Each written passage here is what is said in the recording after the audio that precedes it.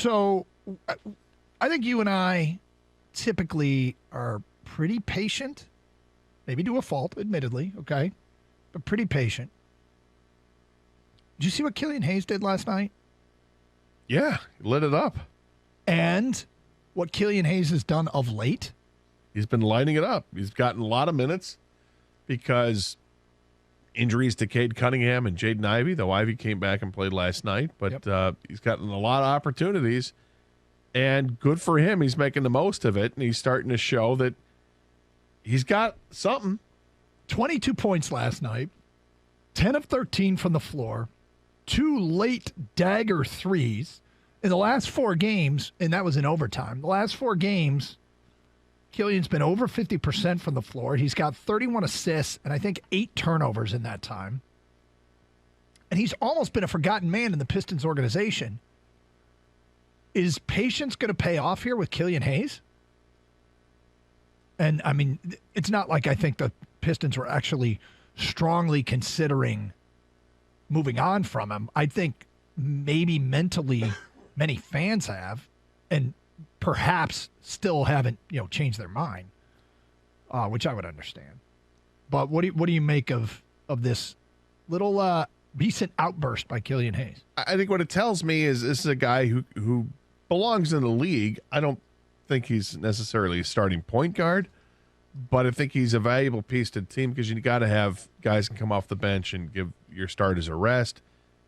He's a guy that is perfectly capable of playing defense.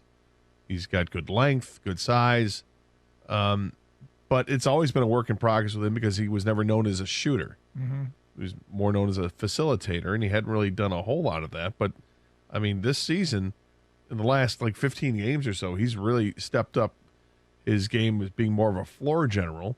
His shooting is still a work in progress, though lately the shooting has been better, a lot better. It's just when his shot's off, it feels like it's way off. Yeah. But I guess the question is, I kind of get to the point where you don't talk about whether he's going to be a star in the league. I'm more in line to discuss, can he be a useful player on a good team that's competing for championships?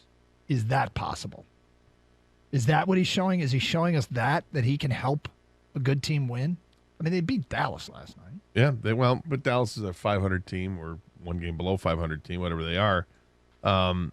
But it's a win nonetheless, and this team needs to start winning some games. And I think it took them. Did it take them to the new year last year before they got their 5th win? And now they've got 6. But we still have a month to go, so they're ahead of the schedule from last year. Mm-hmm. But does he have a place on this team in the future? I think you could say yes, but it's not the piece you expected when you took him 7th overall or whenever he was drafted. No. I mean, you get to the point where you talk about whether or not he's a guy worth re-signing. Where does he fit in the future, given the backcourt players they have drafted since they got him? But if he's your first guard off the bench, that could be a success story. Maybe it's not the success story we all wanted, but it can be a success story. I guess for me, it shows that some players need time, especially really young players. And he's 21 years old, and I'll be the first to admit I was highly and extremely concerned about his future, not just with this team, but in the league. I didn't know if this guy could play in the league. But the more time he got, the more reps he got to work on his shot, he's proven that so far, at least recently, that he can be effective. You're right. He looks like an asset at this point, whether it's on this team or they move him for something, maybe for a more established player. But because I was getting to the point where this is not Sekou territory, are we? Where right. Guys, because Sekou is still really young, and he was young when they let him go, and he hasn't found a home, really, a permanent home since. Killian has shown that, hey, some players can develop. Not everyone's a complete bust right away. The difference with Sekou and Okuda was, because I kind of drew a comparison with the two, that because you had to wait, right? Mm-hmm. Okuda he just got hurt, so you never got to see it. So I think it was like, all right, is this guy going to be healthy ever? Will he be the guy that you drafted 3rd overall? Killian, the times we saw him play, and he was hurt a little bit as well, I didn't see enough flashes. Yeah, there was a pass here and there, and he could play D a little bit, but it wasn't enough. Right. I've seen a lot more now recently, and then you mentioned the injuries. Yes, that helped open it up. And Obviously, the Pistons weren't crazy impressed by Killian because they went and drafted Cade and Javen Ivey, who play the backcourt now. So, but when Killian got some time, his shot looks a lot better. He shot 39% from three-point land in his last 11 games. You take it. Yeah. Right? Yeah.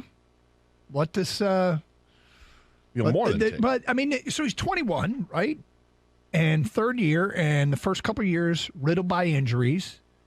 And, you know, it might be a case, I mean, it could be the Pistons of Kuda. Guy who had talent, kind of it was a hiccup of a start, but in the end can play. I hope it's more Akuta than it is Darko. Because same situation. Seiko. Darko, well, yeah. But I say Darko because Darko was also hurt for the first couple of years. You hope that maybe it was just a situation where he needs to get healthy and get playing time. Mm-hmm. That wasn't the case. It was not the right fit for the NBA. Wow. Killian's at least showing in year 3, given the opportunity to play, that he's stepping it up.